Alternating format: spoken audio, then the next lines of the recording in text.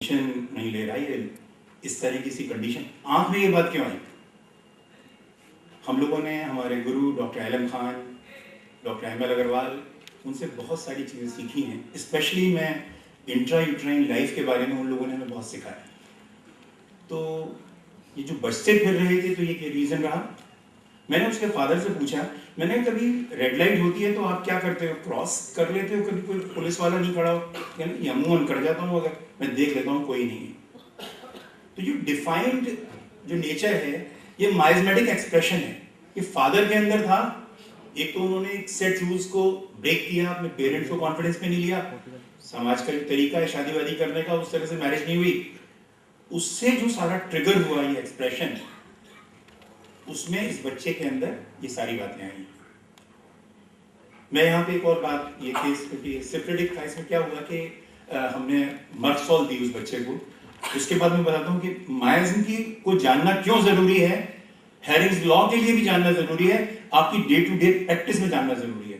तो मैं समझता हूँ कि सबसे इंपॉर्टेंट टॉपिक होना चाहिए लर्निंग का। स्पेशली मैं यंगस्टर्स को जिन्होंने सीखना शुरू किया है, वो इस बात को बहुत इंपॉर्टेंस दें, वरना आप क्योर नहीं कर पाएंगे। हैफेजर्डली सिम्टम्स को ट्रीट करेंगे, कहीं का कहीं केस पहुंचा देंगे। जिस तरह से एलोपैथ कर रहे हैं, हम देख रहे हैं कि हार्ट का ट्रीटमेंट करते हैं, 50% लोगों को न्यूरोलॉजिकल डिसऑर्डर्स हो रहे हैं। कैसे शिफ्ट ऑफ माइजम हुआ। स्किन का ट्रीटमेंट कर रहे हैं, किस तरह से एस्थमेटिक्स पैदा हो रहे हैं। आजकल पीडियाट्रिशियंस जो हैं कोराइजास को ट्रीट कर रहे हैं, खूब एलेगेंड और मॉन्टेयर वगैरह क्या क्या कुछ आ गया है। नाक भी नहीं बहने देते, वो एक्सप्रेशन जो सोरिक है उसको भी नहीं होने देते, और किस तरह शिफ्ट होकर बच्चे नेबुलाइज किया जा रहा है। बहुत एस्थमेटिक्स हो गए, ब्रोंकाइटिस ऐसा कॉमन हो गया, एलर्जिक ब्रोंकाइटिस बहुत कॉमन हो गया, क्योंकि वो एडेप्टेबिलिटी करने नहीं देते। वो सोरिक जो एक्सप्रेशन आता है जुकाम का, वो ही नहीं होने देते। इतने में कुछ चीजें तो ट्रीट करने की भी जरूरत नहीं है, कोराइजा को ट्रीट करने की जरूरत ही नहीं है। आप करोगे तो आप you will end up with major problems. ये बात बहुत समझने की है। तो उस बच्चे की बात कर रहा था मैं कि उसको मैंने मर्सॉल की एक डोज दी है, और उसके बाद जो एक्सप्रेशन आना था, मैंने उनके पेरेंट्स को बोला था कुछ ना कुछ जरूर होगा ऐसा कि जो आप बर्दाश्त नहीं कर पाओगे, ना आप कर पाओगे ना मैं कर पाऊंगा। तभी इसका टेम्परामेंट, इसका माइजम का जो शिफ्ट होना चाहिए सिफिलिस से, ये सिफिलिटिक इसका बिहेवियर है, इस तरह का आउट ऑफ कंट्रोल है। अपने बैठा हुआ था सामने, अपने फादर को तमाशा लगा दिया उसको, और वो लोग बड़ा एम्बैरेसमेंट होता है इस तरह से। तो जब मर्सॉल हमने दी तो उसके पस्ट्यूल्स आए, एब्सेसेस हुए, हाई फीवर हुआ। यू विल नॉट बिलीव, मैंने उसमें प्लेसिबो के अलावा कुछ नहीं दिया। मैंने उनको बोल दिया कि आप क्रोसिन भी नहीं देंगे जब तक कि ज्यादा दिक्कत होती है, तो पहले मुझसे बात करना। तो 102 103 तक टेम्परेचर रहता था। मैंने कहा और जो कन्वेंशनल तरीके हैं आप उसे स्पॉन्जिंग करिए, कुछ भी करिए, इस तरह से हम लोग ठीक करेंगे जिससे कि माइजम का शिफ्ट हो। और उसके बहुत पस्ट्यूल्स हुए, बहुत हाई फीवर होता था। मैं वो पिक्चर्स लेके नहीं आया हूँ, उसकी आंख में चेंज आ गया, उसके बिहेवियर में चेंज आया, लेकिन उस बच्चे का वेट बढ़ने लगा। अब वो सिफिलिस से साइकोसिस में आया। यहाँ जो लोग बहुत जो यंगस्टर्स हैं, वो उनका लीन एंड थिन स्ट्रक्चर है, हमारे जैसे लोगों का ओबीज हैं हम लोग साइकोसिस के फेज में हैं। और जो लोग लीन एंड थिन है वो सिफिलिटिक भी हो सकते हैं, दोनों बात हो सकती है। तो मैं बात ये कह रहा था कि उस बच्चे का फिर अब वो परेशान इस बात से कि इसका वेट बहुत बढ़ गया। मैंने कहा देखिए आपको ये तो बियर करना पड़ेगा, अब इसके अंदर का सारा वो करेक्शन होगा तो तब वो जाके 16 में आएगा, तो वेट भी कम होना शुरू है। कुछ भी करने की ज़्यादा ज़रूरत नहीं है, क्योंकि हम ज़्यादा जिस बात से परेशान थे वो करेक्ट हो गई है। तो अगर आप कहें तो मैं एक बात और थोड़ी सी कहता, तो मैं एक केस और आपको बताना चाहूँगा, वो मेरा अपना है, और मैंने वहाँ से माइजम को बहुत अच्छे से लर्न किया। 10 साल पहले की बात है, कुछ ऐसी घटनाक्रम हुआ जिसमें मुझे ऐसा लगा कि मेरे अपने सब छूट गए, उन्होंने मेरा ख्याल नहीं किया। डिजीज मेरी जो डेवलप हुई, एवेस्कुलर नेक्रोसिस हुआ एवियन लेफ्ट हिप जॉइंट में। जो लोग मेरे परिचित जानते थे, दे वर ऑल शॉक्ड। इस डिजीज को हम अच्छे से जानते हैं। तो होता क्या है, माइजम की मैं बात इसलिए कह रहा हूं कि ये उस स्टेज ऐसे ही मतलब कुछ इस तरह का था कि मुझे डिसअपॉइंटमेंट हुआ, मुझे गुस्सा भी आया, मुझे लगा मेरा सपोर्ट ही सारा चला गया। ये जो सपोर्ट सारा चला गया, अब मैं क्या करूंगा जी, कि मेरे दोस्तों ने मुझे दगा कर दिया। जहां पे भी अपने खत्म होने की बात हो या दूसरे को खत्म करने की बात हो, तो ये सिफिलिस की बात है। इसको करेक्ट करना बहुत जरूरी है। वहां से खैर वो एक फेज आया, मैंने उसको मेटाफिजिक्स उसको कहना चाहिए कि थॉट लेवल पे भी करेक्ट किया और राइट रेमेडी दी गई, तो एवियन से हम मुक्त हो गए, लेकिन पूरी तरह से नहीं हुए।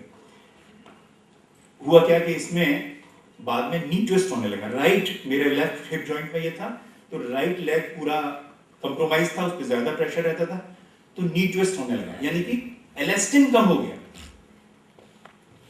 एलास्टिन जो है वो हमें रिकवरी भी करता है, और एक कभी पैर मुड़ जाए तो आपका वापस आ जाता है।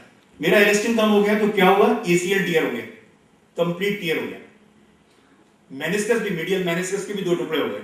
ये एक एक्सीडेंट हुआ, एक गड्ढा आया, छोटा सा गड्ढा था, और वहां पे भी एक बात आई, मैं आपको बताऊं कि वो जब एक्सीडेंट हुआ उससे पहले की घटना मैं आपको बताता हूं। एक्सीडेंट्स भी आप मान के चलिए मायाजन का बहुत बड़ा रोल है। मैं अपने बेटे के क्लिनिक के लिए, मेरा बेटा भी होम्योपैथिक डॉक्टर है और डॉक्टर पंकज का स्टूडेंट रहा है, तो मैं उसके लिए जगह देख रहा था। मुझे वो जगह बहुत पसंद आई।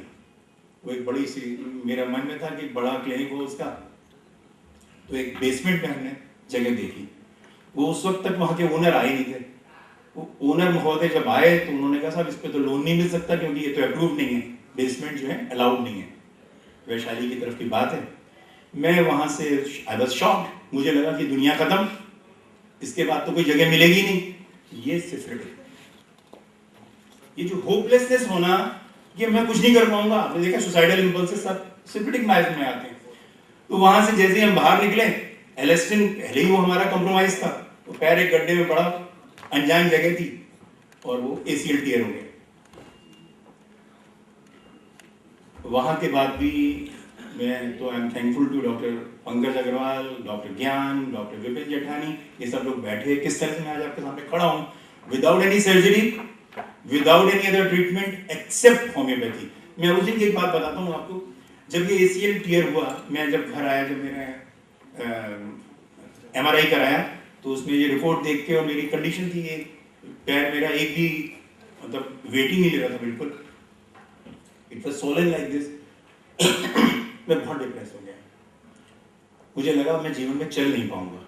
अगेन सिफिलिस, 102 103 फीवर हो गया, मैं ऐसे उदास होकर बैठ गया। फिर अंदर से, अब एक तो ये है कि हम लोग तो प्रैक्टिशनर हैं, उस दिन भी मेरे पास पेशेंट्स आ रहे थे, तो उनको देख के थोड़ा चीयर अप होना पड़ा। तो बाद में मैंने सोचा है, जब बटरी खोल के देखी, तो फियर पॉवर्टी करके रूब्रिक मैंने देखा कि अब मैं गरीब हो गया, अब मैं सब कुछ चला गया मेरा।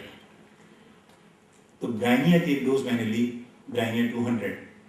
अब बिलीव नहीं करेंगे, वहां से मेरा कॉन्फिडेंस बिल्डअप हुआ। अगले 2 दिन के अंदर फीवर भी सब नॉर्मल हो गया, और मुझे क्योंकि वो पेन की वही कंडीशन थी, तो पेन का वो सिम्टम था कि दूर से हाथ दिखाने पे भी दर्द हो रहा था, सारी चीजें थी, होपलेसनेस थी, और जो मैंने फियर पॉवर्टी आपको रूब्रिक बताया, उससे हमने वो एंट्री ली। उसके बाद फिर इन सब लोगों की हेल्प से मैं आज, ये 9 साल पहले की बात है, आई एम परफेक्टली फाइन। मेरा एवियन भी बिल्कुल ठीक है, एमआरआई दोबारा नहीं कराया, लेकिन आई एम वॉकिंग नॉर्मली। पहले मैं लिंक करता था और प्रॉब्लम थी, उसके बाद तो मेरे पास बहुत सारे वेस्कुलर नेक्रोसिस के केसेस अब आजकल हैं, और जो फॉर्चुनेटली भगवान की कृपा से काफ़ी लोगों में बहुत रिकवरी है। तो मायाजन को जानना इसलिए ज़रूरी है कि रिकवरी का जो प्रोसेस है उसको पूरा समझने के लिए कम से कम हम सिफिलिस से साइकोसिस में मरीज को ले आए। सूरा में तो लाना आसान काम नहीं है, लेकिन आ सकते हैं। तो मैं ये कहूँगा कि आप लोग बहुत अच्छे से पढ़िए, इसको समझिए, इसको एंजॉय करिए, और इसको हर जगह देखिए। आप लाइफ में देखिए, लाइफस्टाइल में देखिए, लोगों के बोलने, आजकल नेताओं के बोलने में देखिए, आप नरेंद्र मोदी के बोलने में देखिए, राहुल गांधी के बोलने में देखिए, आपको हर जगह दिखाई देगा। लोगों की एक्टिविटी में दिखाई देगा, लोगों की फिजियोग्नोमी में मायाजन आपको दिखाई देगा, साइकोसिस आपको दिखाई देगा, यहाँ बहुत सारे लोग सो रहे हैं वो दिखाई देंगे। तो मैं ये कहूँगा कि बहुत ही इंटरेस्टिंग सब्जेक्ट है, और इसके साथ आप प्रैक्टिस बहुत अच्छे तरीके से कर सकते हैं, और इसके बगैर होम्योपैथी करना एक क्राइम है। मैं सिर्फ इतनी सी बात। Thank you very much friends. First of all, आज गुरु नानक जयंती है, आप सबको इस दिन की बहुत बहुत बधाई। कुछ सवाल है. Basically the topic is discussion of miasm, but I will not discuss regarding miasm rather than other things related to the miasm. And the most important thing, why not to miasm? Because I remember at this moment one of the first aphorism of Hippocrates, artis longa vita brevis. Art is long, life is short, experiments are deceptive and decision difficult. So if we discuss this vast topic in such a short time, then I will produce more confusion in this confusing topic.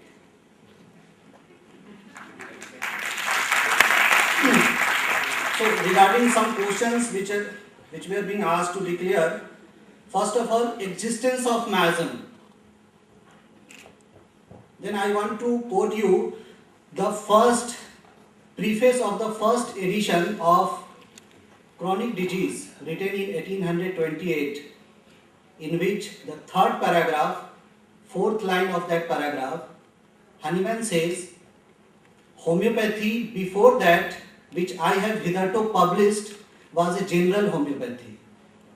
It is not a specialized one.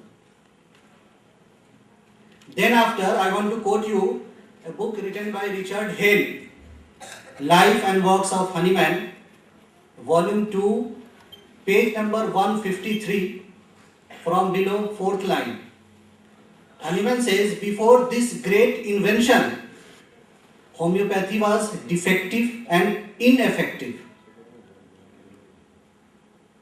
If we do not follow these words of our master, then better we should avoid homeopathy rather than being homeopath and distorting homeopathy.